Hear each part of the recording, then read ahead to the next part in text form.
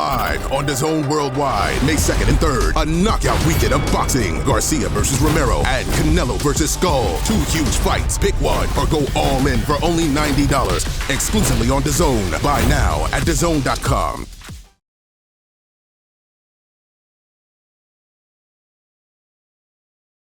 Garcia, Rolly, Romero, Teofimo Barboza, and then we've got Haney versus Ramirez. Talk to us about those fights. What do you think? Who do you think has the toughest matchup? The toughest matchup of the night, I just think, is Barboza. I like Barboza. Barboza's a good kid. I like him. He's a good friend of mine. And I just think he has the toughest fight. He is the one that has the toughest fight.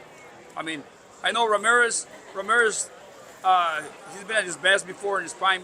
I just think that at this point, I mean, Haney will beat Ramirez, and he will move on and fight a rematch against Ryan Garcia. Ryan Garcia will beat Rolly, no problem. You know, to me, the hardest fight of the night will be for Barboza against Teofimo Lopez. I mean, even though I would love to see Barboza win.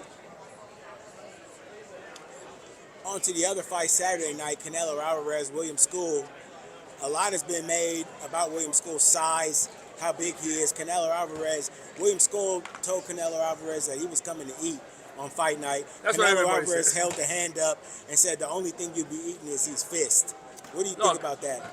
Look, believe me, the WBC is part of that. It's part of that show.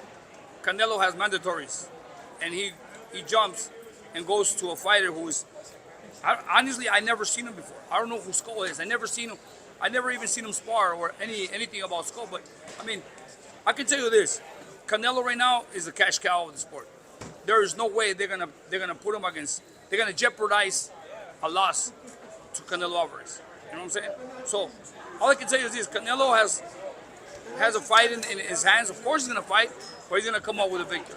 Who's Skull? I don't know. If you ask 10 people, from 10 people that you ask them who Skull is, they won't even know who he is. I don't even know who he is, but they chose him for a reason, right? A guy with a good record. But he's a champion in the division. Champion. He's got the other stone that's out there that Canelo needs to connect again to fight against Terence Crawford. It's a fight for Canelo to win. Simple as that. That's what I can tell you. Then in September, if Canelo wins, he's got Terence Crawford waiting in the wings. There is no way that Terence Crawford, being to me my favorite fighter, the best fighter pound for pound, can beat Canelo. I mean, a 147 pounder moving up to 68. He can only maybe go 2-3 rounds, and then Canelo hits him and he hurts him. Canelo's being hit by Triple G, the hardest hitter in the division, and never hurt him. But Canelo will hit Crawford and he'll hurt him. Let's put it this way. You remember the fight Benavidez and Demetrius Andrade? Yes. Demetrius Andrade was a great fighter. Nobody wanted to fight him at 54. He moved to 60. Fight 1 or 2. Nobody wanted to fight him at 60. So what did he do? He moved up to 68 because there was nothing for him to fight Benavidez, a big fighter like that. Look what he did in the first early round. Demetrius Andrade was in control. He was doing great.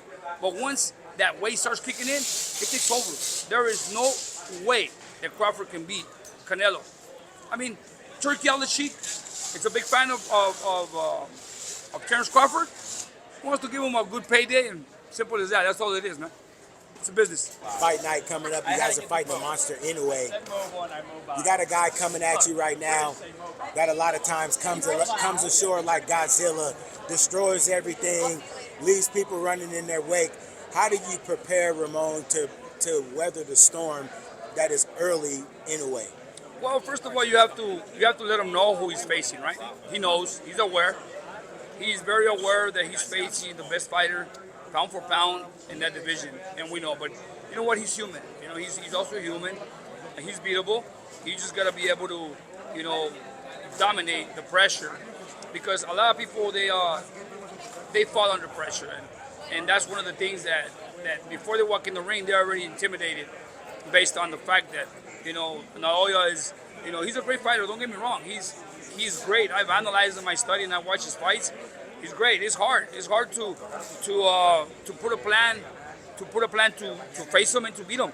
But I've been in there before. To me, one of the best and most complicated plans of attack was Manny Pacquiao, and I faced Manny Pacquiao a few times. I was successful against Manny Pacquiao. So, I just think that with a great kid a great disciplined fighter like Ramon, with such power in both hands, anything's possible, man. You know, he's there. He feels confident. He's trained really hard, and he's not intimidated. He's not intimidated. I'm not intimidated. You know, I've been in the sport long enough to know, and I can see, I can make changes. I can make adjustments in the fight to the point where I can basically complicate Inoue's fight. You know. The other week, we had the media workout. I got a chance firsthand to witness that twicky time bomb of a left hook and a right hook from Cardenas. Talk to us about the power that Cardenas possesses in both hands. You know, when Cardenas' manager spoke to me and says, you know, I have a kid, I want to send him to you to analyze him. He sent him to me.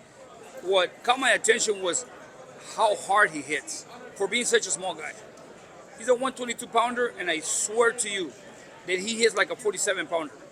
I mean, every time I do mitts with him, at the end of the day, my arms are hurting. I mean, there's a lot of fighters out there that have some power, and you know they can hit, but he has that different kind of power where if he hits you, he hurts you. That's why we have to control him as far as accuracy. I mean, when he fought Picasso during the fight, I knew that once he caught Picasso, he was going to hurt him. Even though Nacho Beristain was so confident that Picasso was going to win the fight, I said this fight will not last 8 rounds. And it was before the 8th round when Ramon just threw that straight right hand and broke his jaw in half, you know? And I believe in my fighter. I believe in Ramon Cardenas. In a fight, there's 12 rounds. In between those 12 rounds, there's going to be some exchanges. Now, Joel Inoue is going to feel the power. And once he feels the power of Ramon Cardenas, things are going to change for him. He's going to throw his game plan away, and you will see the difference. And we've seen Inoue get hit before against Luis Neri, dropping him actually to the seat of his pants right. Nonito Donaire landing a lot of good punches, even fracturing the eye socket of Inoue. When you see all of these things and you have your private conversations with Ramon, what have you been telling him about his chances of landing something huge to upset everybody? Well, look, Neri dropped him. I mean, if there's the right timing and there's a good punch that is landed on him, he'll hurt him. I guarantee you this. Ramon eventually will land a good shot to the point where he'll hurt Inoue. And if he hurts him, he could more likely finish him up. And that's one of the things that Ramon has. Ramon has that killer instinct. If it hurts you, he will stop you. And he will attack until he's done, until he finishes his opponent. He's very confident. He had a great training camp. Never has any problems with weight. So we don't give any advantage to anybody. And that's what makes Ramon Cardenas a very, very dangerous fighter. And the most important thing about him is that he's hungry and he's looking forward to taking that spot.